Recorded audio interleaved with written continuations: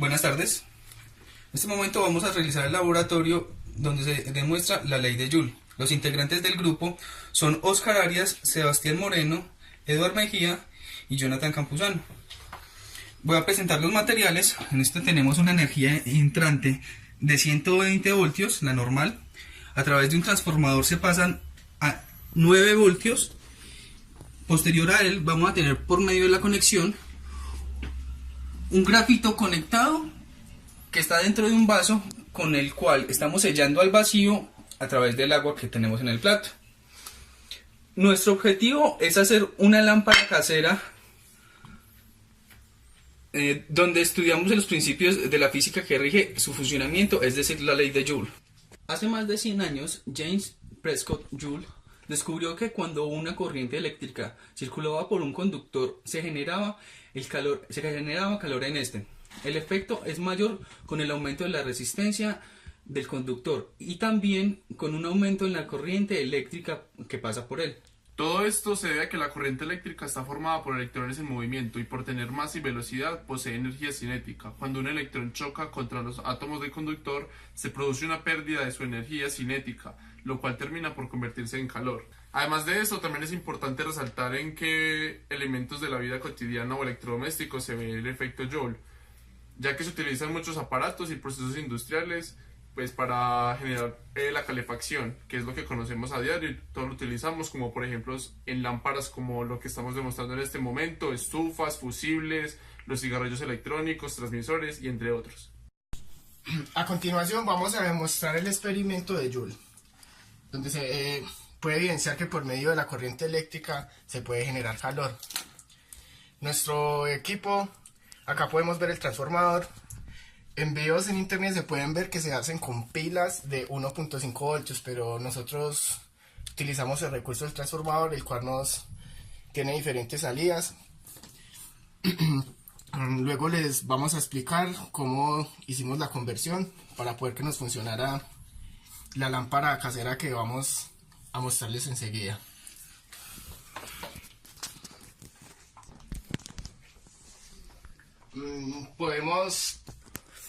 Tenemos de material el vaso, el agua que hace las funciones de aislante para que no entre oxígeno dentro del sistema que nos hemos inventado adentro del recipiente.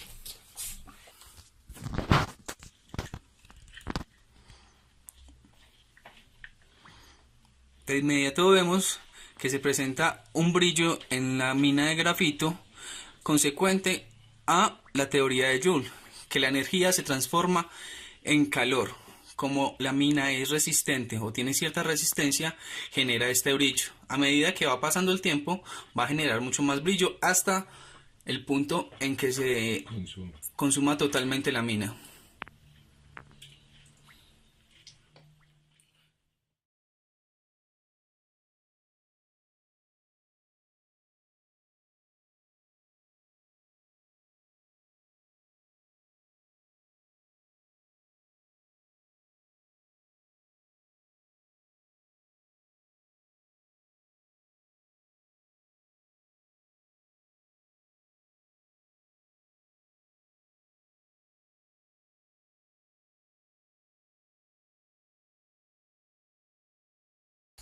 En este momento ya hemos conectado a un potencial inicial.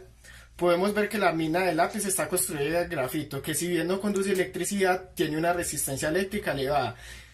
Ello da como resultado un aumento de su temperatura, al hacer circular una corriente eléctrica como la demostrada anteriormente por el efecto Joule.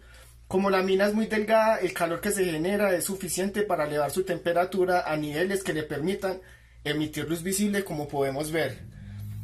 Pasado unos minutos, nuestra lámpara casera dejará de funcionar. Esto es debido a que el grafito se ha quemado por la alta temperatura y la presencia de oxígeno.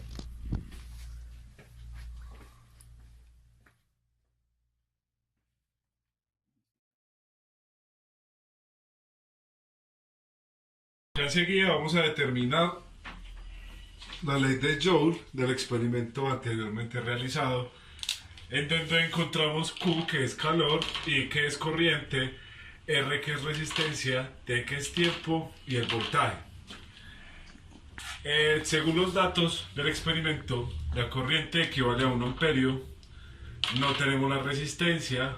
El tiempo que duró el experimento fueron 2 minutos con un voltaje de 9 voltios.